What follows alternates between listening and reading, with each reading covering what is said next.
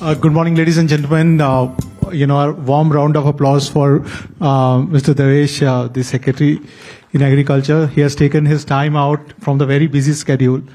And we all understand that, budget is in final spaces and secretaries are occupied with the last final details. Sir, thank you very much. Sir, since we wanted to hear a lot of things from you, and you wanted to take a keynote stance, so you can take the mic and give us a lowdown that how your ministry is taking the GI story forward. Hello, yeah. Thank you very much, Anileshji, and welcome to all the participants here. And it's very heartening to know that the DPIIT with India Today is organizing this very important discussion. And as far as GI is concerned, there is no point discussing the importance of GI because there was a session before. Amitabh Kanji discussed it, must have given more insights about it. And but my focus would be more on why GI is important in agriculture sector. Absolutely. And why, both ways, in increasing farmers' income and also ensuring that the uniqueness of a product. So when I talk of agriculture sector, I will just not talk of the raw produce, but I would also like to highlight the importance of the processed food. So when I talk of raw produce, we know one of the first fights which we had on this issue was when there was a move to take basmati out of the India's own heritage, and there was a move to patent it in a different name in different country. And then ICR had to move to fight that case in WTO and win it. That's why we are able to export basmati as basmati today. So that is one of the first instances where the globalization led to a situation in which our own original produce, which was unique to this country, which was something on which we could consider India as a food basket for the world, was being jeopardized. Two more instances I will give. One was regarding haldi, again a product which is a household product for improving our immunity and all those things. We know what is the advantage of haldi. And there was the very fact that global companies did spend millions on the research on haldi, and they went for some sort of patenting of that product itself showed that why it is so important. So we don't have to prove that haldi is not good because there were companies doing so much of research. Then we had to fight to ensure that this doesn't happen. And third was tulsi or the basil, again the same thing, same story. So the issue is that India is a vast country. And I got this list with the help of Dr. Rajnikant, who is sitting here, who has got Padma Shri only because of the fact that he did a lot of contribution in helping farmers get all these products GI certified. So the whole idea is that there are 242 products at present which are GI tagged in agriculture sector. And when I'm talking of agriculture sector, it is produce as well as the final produce. But still there are a huge number of products which are not. Maybe they are in pipeline, but there could be one who have not yet been considered worthy of it. But our first, as a policy maker, our first intention is to identify such products across the country. So when I was working in UP. So what we did was we asked the district collectors, asked even the other who are stakeholders that first identify such producers, which could be GI certified. So we know that Mathura ka peda is something a known thing. It is a GI, it's a produce, but ultimately at the back end there is a milk production and there is khoya production which goes on. We know that Khurja ki khurchan is an important produce which is only unique to that place. You know that there is a small place in Fatehpur called Malwa. It's just a tehsil, not even tehsil headquarter. And we have a Malwa ka peda which is famous in that area. So we have, each district, I am talking of example of Uttar Pradesh. we have so wide variations across the country, the northeast, south. So all these issues. So first, as a policy maker, the first is to ensure that we identify such products and then move towards GI certification. So basically you are doing the reverse engineering, that products which are popular and Yes. the ministry is helping them Because out. ultimately we have to ensure that that product doesn't dilute its significance because of the fact that some other person takes away the uniqueness and goes away. So that is the first thing. Then the second aspect is how to ensure that the GI certification takes place. And who does it? So our policy is that to ensure that we should not make it a monopoly of a single person. So when we talk about, the agriculture side, if we see in last 70 years, India faced two big, events. One was partition of the country, and second was the reorganization of states. And there are many agriculture producers which were traditionally grown areas which were spanning, these boundaries. Basmati you refer to. Basmati is also grown on the other side of the fence. Plus now Madhya Pradesh is also growing Basmati, and it doesn't fall in the Indo-Gangetic basins. So how do you tackle, these issues? Because I'm sure Pakistan is also trying to secure GI as well as patents for their innovation. And there was, conflict recently about 1121 variety. That was all patent, but GI also. There are variants.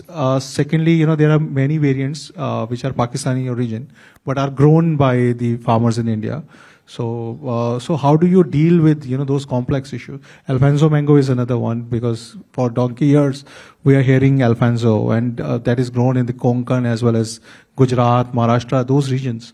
So how do you differentiate? How you go deeper? How you help farmers? So that's the whole idea. The whole idea of having a GI tag is that so that's where the policy comes in. So first thing is who is the applicant? So applicant, for example, I give an illustration. Malihabadi mango is a GI. That doesn't mean that only Malihabad is the area. The area has number of districts. But the name Malihabadi at the Dasheri is known. So we have an area which is bigger than Malihabad, but still it is GI. But the applicant for that is National Horticulture Board, which is sitting in Gurgaon. Now, if applicant sits in Gurgaon, now how will the farmers become authorized users? Because ultimately the advantage of GI is that the producer has to get a certificate from the registry that I am an authorized user. And that has to be verified by the applicant who has applied and got the GI tag. So next, when we started discussing in UP कि भाई कितने farmers हैं दशहरी आम लगाने वाले जिनके पास authorized user certificate है, the answer was 0. Then we discussed why it is so. The answer was कि कौन जाए गुड़गांव में ही कराने. Then we discussed with the government of India and we said कि let the NHB office look of the we asked them to decentralize it.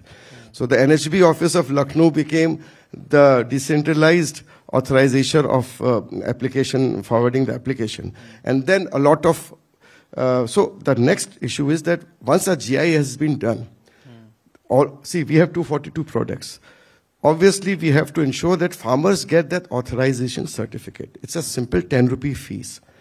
But the process is such where we need some assistance from the government side, the administrative side. So first is, for the new GI product, what you have to ensure that the geography is such that it is not very restrictive, and also it doesn't dilute the impact of its uniqueness.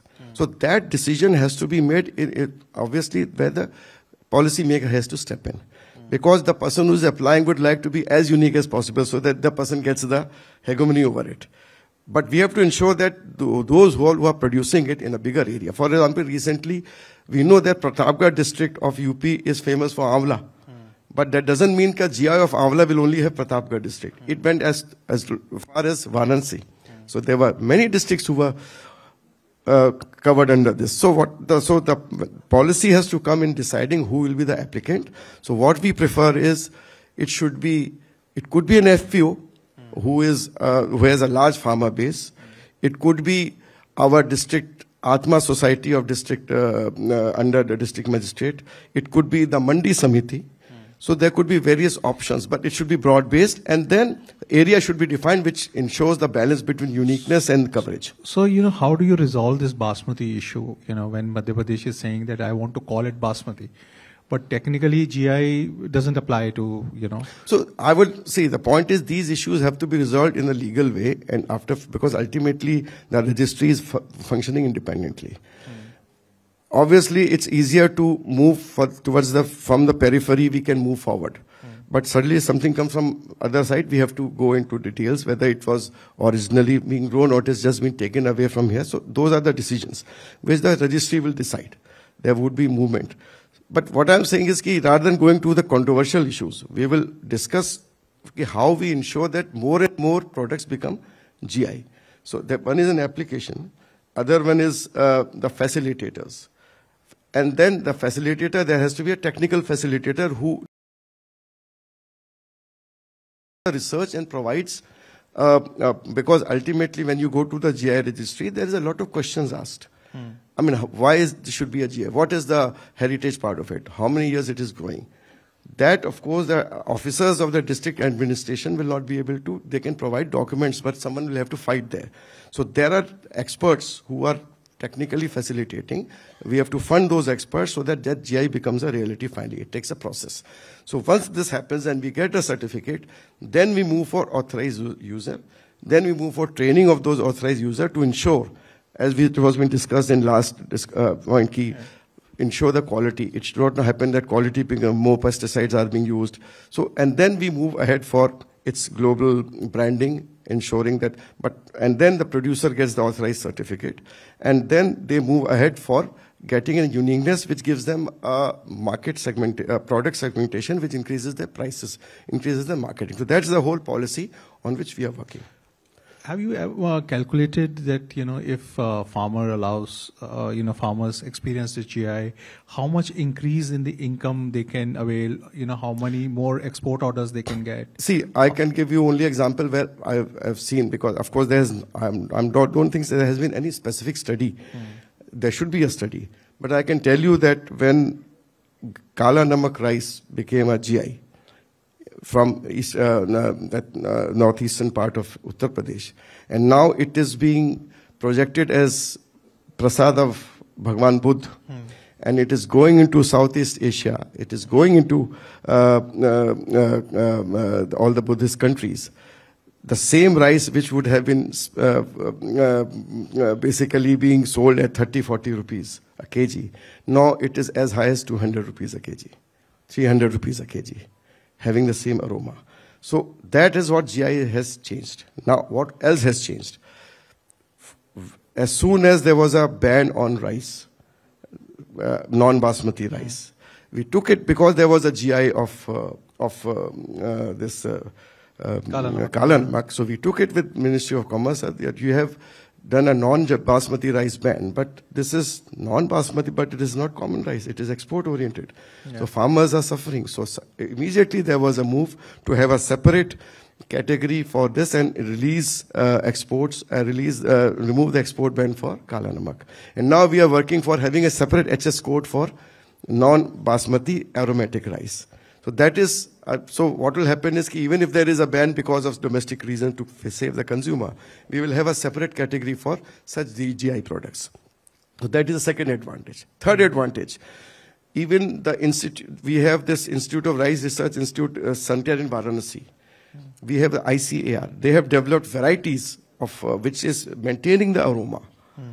And they have been able to bring all the negative aspects of that because it was a tall variety. So because of the rains and storms, it used to fall down and cause a lot of losses. So a stunted variety with same level of aroma, maintaining its original, has been released. So all these issues start happening once you have a GI product, it is recognized.